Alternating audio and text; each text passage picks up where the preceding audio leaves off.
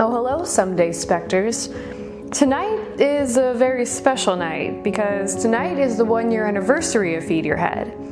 And oh, what an interesting year it's been. In honor of this milestone, we're covering one of my favorite strange but true tales, an absolutely insane psychedelic event that spawned many a conspiracy theory and remains one of France's greatest mysteries. So grab some munchies, sit back, and get ready to trip balls. This one runs deep. I'm DreyOfTheDead, and it's time to feed your head.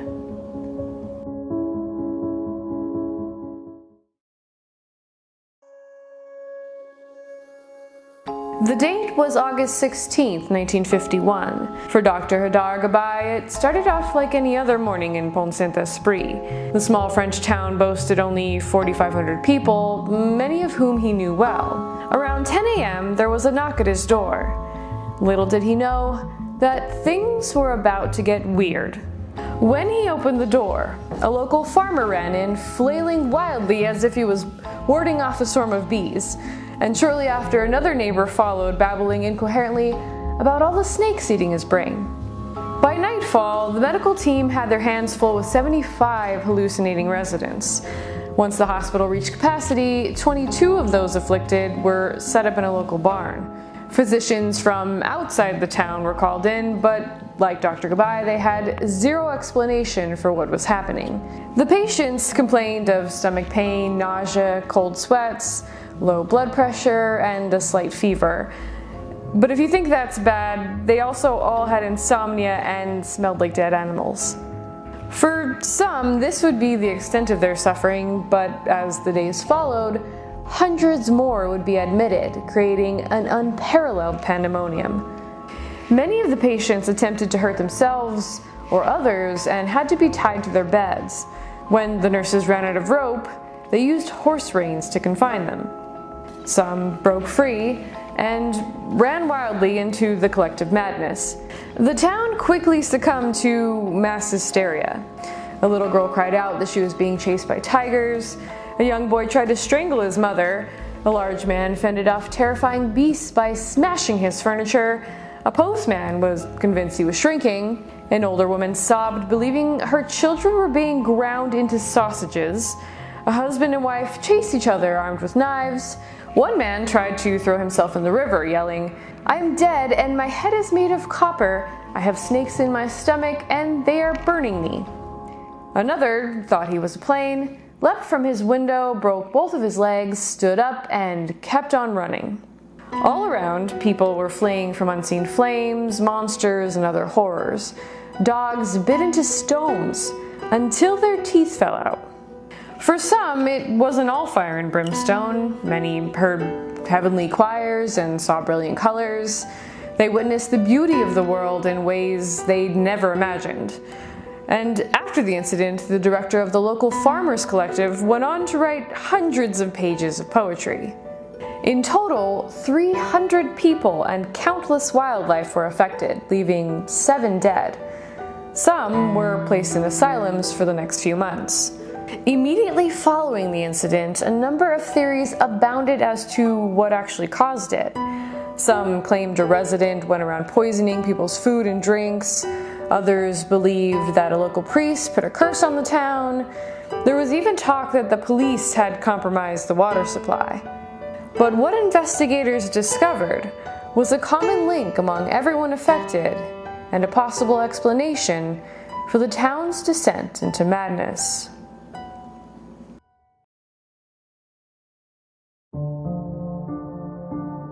In the weeks preceding the outbreak, many nearby villages reported outbreaks of food poisoning. The culprit? Bread. In fact, the outbreaks were all linked to bakeries that made their bread with flour supplied by the mill of one Maurice Mallet. But the symptoms seemed to be a little bit more mild. Headaches, skin irritation, diarrhea, vomiting. When a baker in Conau received complaints that his bread was causing digestive issues, he reported that he and his family were also feeling sick and that the flour he'd received was making his bread sticky and gray. A baker in another town reported worms in his flour And in total, 42 bakers from across southeastern France complained about the quality of Mr. Millet's flour, and he was subsequently arrested. But in Pont-Saint-Esprit specifically, investigators traced the bread bought by those affected to one baker in particular, Mr. Roch-Briand. Briand was interrogated, and initial reports claimed that his rye bread was contaminated with ergot fungus. To give you some backstory, the preceding winter in France had been particularly rainy, causing ergot mushrooms to grow all over the country's rye fields. And poisoning by ergot fungus has a long history of causing hallucinatory episodes, particularly in the Middle Ages. In fact, this wasn't the only time that France had seen something like this. In 1816, many people in the country experienced identical symptoms known as St. Anthony's fire.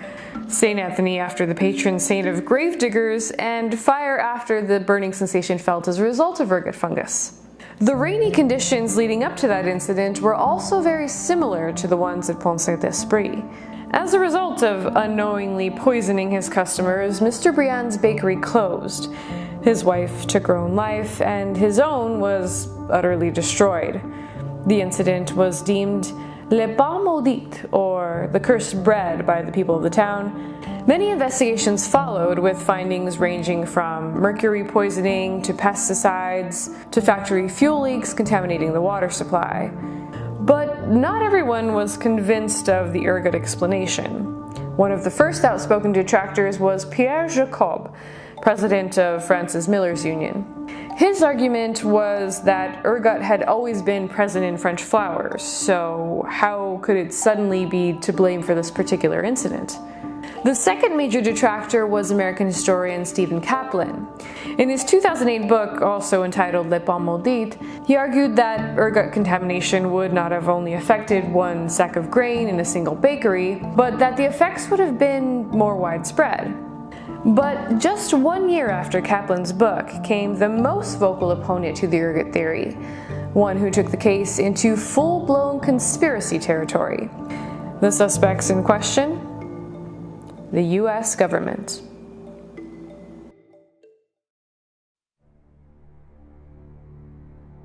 In 2009, American investigative journalist Hank P. Albarelli published a book called A Terrible Mistake. It focused on the death of Frank Olson, a bacteriologist who worked for the military and the CIA. Among Olson's assignments was something you may or may not know as MKUltra. For those of you who are unaware, MKUltra was not just one CIA project. It was 162 CIA projects that started in 1953 and lasted for over a decade. The purpose of these projects were meant to keep up with what we assumed were Soviet advances in mind control. No, I'm not kidding. The CIA achieved this by illegally testing drugs on thousands of Americans, usually without their permission and sometimes without their knowledge. Many of the test subjects were drug-addicted prisoners, marginalized sex workers, and terminal cancer patients. Basically, anyone who couldn't fight back. This wasn't just limited to America. Experiments were conducted on human subjects around the world. In many cases, psychoactive drugs such as LSD were used in interrogations to extract information through psychological torture. It's alleged that as early as 1950, the CIA was administering drugs to people without their knowledge. In 1953, Frank Olson found himself the target of this method. He was covertly dosed with LSD by his colleague Sidney Gottlieb, who was also the head of MKUltra, and mysteriously plunged to his death 9 days later from a hotel window. Albarelli claimed that during the course of his work, he discovered a CIA document entitled Regarding Pont-Saint-Esprit and F. Olson Files. The document, he said, contained the names of French citizens secretly employed by the CIA. He also claimed to have spoken with Olson's former colleagues and their families, with some claiming the Americans sprayed LSD over the town and contaminated local food products. Another of his claims was that the ergot mold confirmation was based solely on the findings of biochemists from Sandow's chemical company in Switzerland. One of those biochemists was Albert Hofmann, who was also the first person to synthesize LSD. Sandoz reportedly supplied the CIA with ample amounts of the drug and acted as their consultant for defensive and offensive uses of the drug. He also alleged that Frank Olson's unit was the one that oversaw the French experiment. He further went on to claim that he'd found FBI documents detailing a similar experiment planned for the New York subway system, one that had been postponed until they received the results of the French experiment. All of this information, he said, added up to a smoking gun. The problem with these theories was Albarelli's lack of evidence. While the CIA may have been fully capable of such attacks, his alleged sources were kept anonymous and the alleged documents were never released. However, the case of Frank Olson's drugging and Pont Saint-Esprit's link to Sandoz Chemical Corp were factual. Were these just isolated incidents or mere coincidence? Or do they point to something darker? 70 years after the mass hysteria, those who recall it also remember how the French government wrapped the case up quickly and quietly, leaving many with unanswered questions and concerns. The collective consensus is that there's more to the story, though we may never learn the actual truth about just what happened on that fateful summer day in 1951. If you enjoyed this strange but true tale, be sure to subscribe and check out previous episodes. We put out new videos every other Friday. If you like blooper reels and behind-the-scenes footage, you may want to consider joining my Patreon. These are just some of the patrons who make these videos possible. For those of you who have been with me for the past year, thank you so much. The fact that you give me any amount of your time means the world to me. And for those of you who have just recently become a subscriber, I also want to thank you a ton. Welcome to the madness, and I hope that you love it. It's like a little family here. We just sit around and talk about scary shit and spooky weird shit and fascinating, bizarre facts.